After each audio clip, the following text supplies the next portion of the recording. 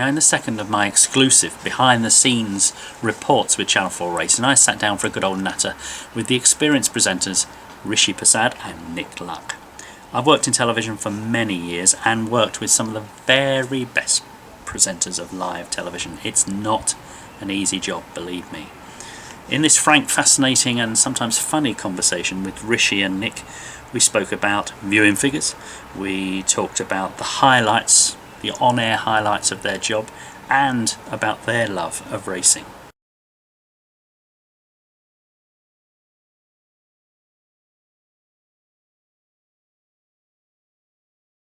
When he comes back having won the race, live on air, tells you that he's going to retire. What went through your mind?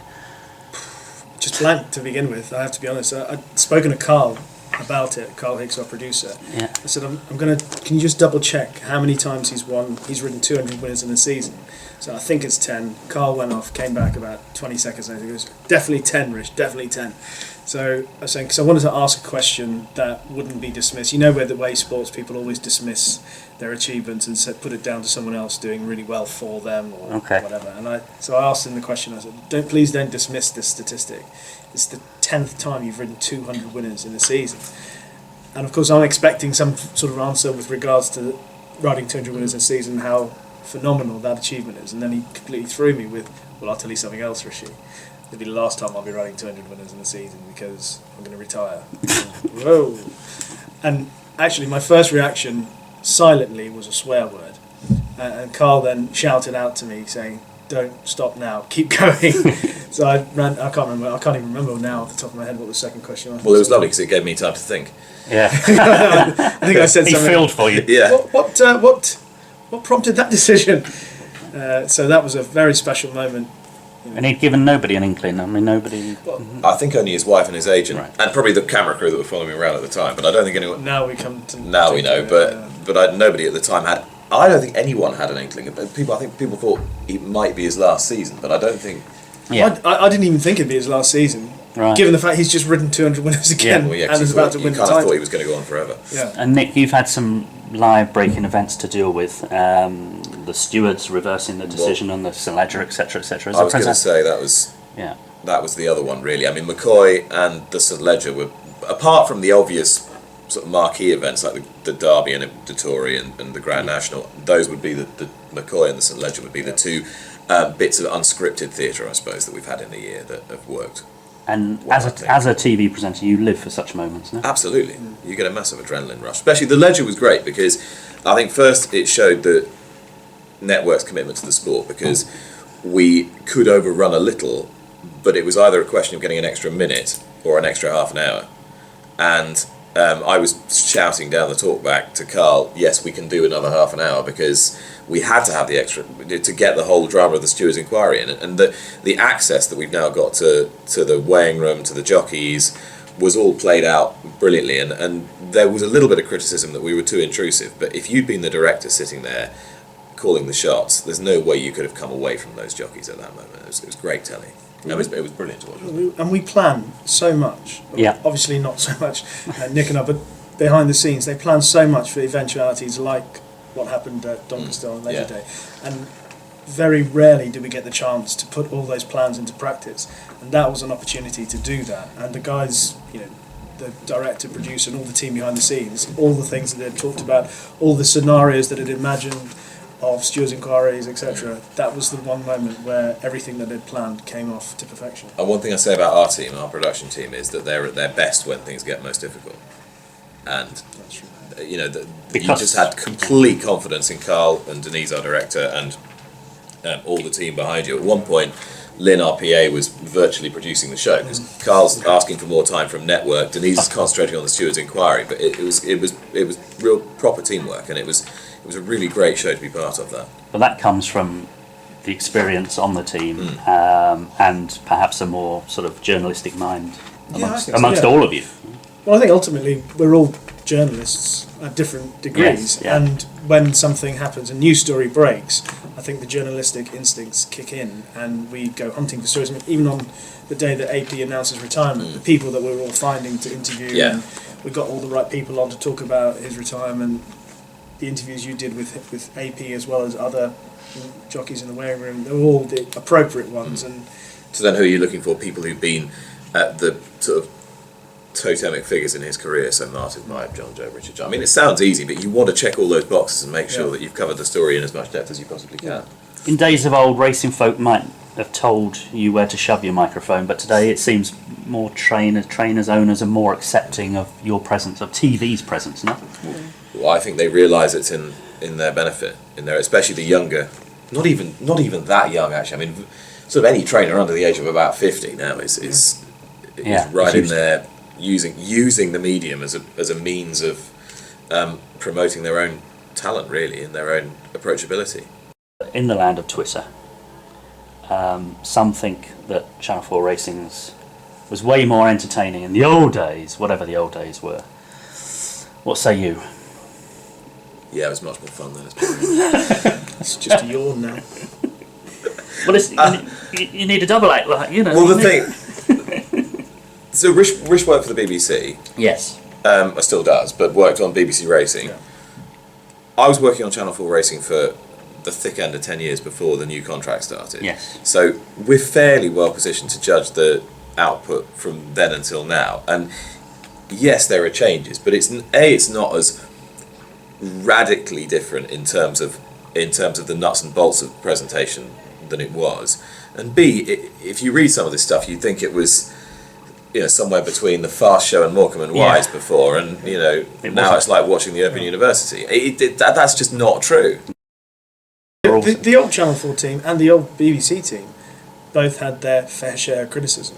The old Channel 4 team were criticised for perhaps not taking racing too seriously. Seriously and enough. Taking it, and taking the jokes far more seriously. Yeah. And the BBC were criticised for showing too much fashion at Royal Ascot or not being sharp enough on their racing. Everybody gets criticism, and whoever's in charge at any particular time has to deal with that. And ultimately, I think criticism makes much more noise than praise. And these days, that's what happens. And because Twitter is a microphone for people to make noise, they do. Yeah. And also because it's the only terrestrial show in town now, you're gonna take all the heat. It's fine. It's just part of the job. All we can do is do our best and try our hardest to make as good programs. If you do what you're doing well, then I know it sounds simple, but you're on the right track. Well, the one thing that I feel a bit, I get irritated by. Tell me. Is the fact that people seem to think that we get into television and we're interested in becoming TV celebrities or whatever. So I don't think you are. I don't think I am. Certainly, I think people forget that our job is the media. That's the name. We're here to transmit the information, the entertainment that racing puts on for people at home. I think people forget that, and they realise that they sometimes think the problems with the media. The media are only transmitting what the sport is, and sometimes they have to realise that maybe the sport has the problem. I hate to say it because I'm a fan of racing, but the sport might have the problem. And the sooner we realise that is actually the case, then the quicker we might be able to understand there was what's wrong. Good piece in the... Actually, I was quite interested to read in the Racing Post the other day, Martin Cruddas, who is now the boss of ARC, the racecourse group. It said, the question was a very leading question, saying, what would you do about the terminal decline of Channel 4's ratings, or some question like that? And he said, we've got to trust the broadcasters, that they're the people who know how to broadcast. It's up to us to provide the best and most stimulating product we can for them to get their teeth sunk into. We're very lucky. We get to cover brilliant sport on 92 days a year. If you look at network television viewing figures as a whole, insofar as they're any kind of accurate barometer of viewership, and that's a moot point, they are going down across the board because people's viewing habits are changing. Even live events and even live sport viewing habits are changing. And that applies to any sport, essentially, on network television, and any sport on the whole that's not football. Numbers are going down.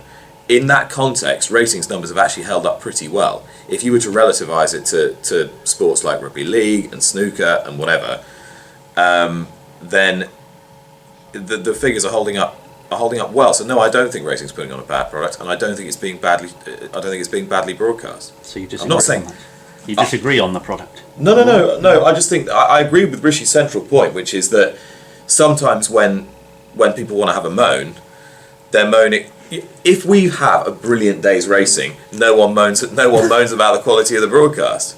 Right. If the product is less than scintillating, then they'll go for the conduit first before the actual product that we're broadcasting. I think my point is simply the fact that the people who are pointing the fingers at Channel 4, who call themselves racing fans, need to perhaps look at the product that we are transmitting before looking at who's transmitting it. Agreed. And just going back to Nick's point about viewing figures, when I worked for the BBC, the viewing figures for Royal Ascot and for the Derby declined, and we were criticised. The BBC were criticised for allowing the viewing figures to decline. Now, those same viewing figures that the BBC were criticised for are now being held up as a barometer for Channel 4's failings and saying, well, what? So, at which point do we decide to say, right? Well, what's the common denominator here? Also, it's my view that people tune in because they want to watch the sport. Yeah, absolutely. And you can talk about viewing figures and analyse them. That's fine. That's everyone's entitled to do that. You can talk about the editorial and say, I think Nick Luck's rubbish and I think Rishi Prasad's brilliant, or whatever, or vice versa. Probably not most people. But to be fair, but to conflate the two, I think is bogus. Yeah. Because I don't think there's any evidence to suggest that people tune in to watch presenters. I mean, we've had star name presenters on this show. We've hired people with big profile, whatever. There's no correlation between who's doing the show and what the numbers are. It's what racing is showing. A huge article in the Racing Post calling for a certain unnamed presenter on another channel to be given the job at Channel 4 to save the viewing figures. And then in the same article, the same person highlighted all the people that work for the BBC when they were, hang on a second, you've got people that work for the BBC, including their main presenter. Including you.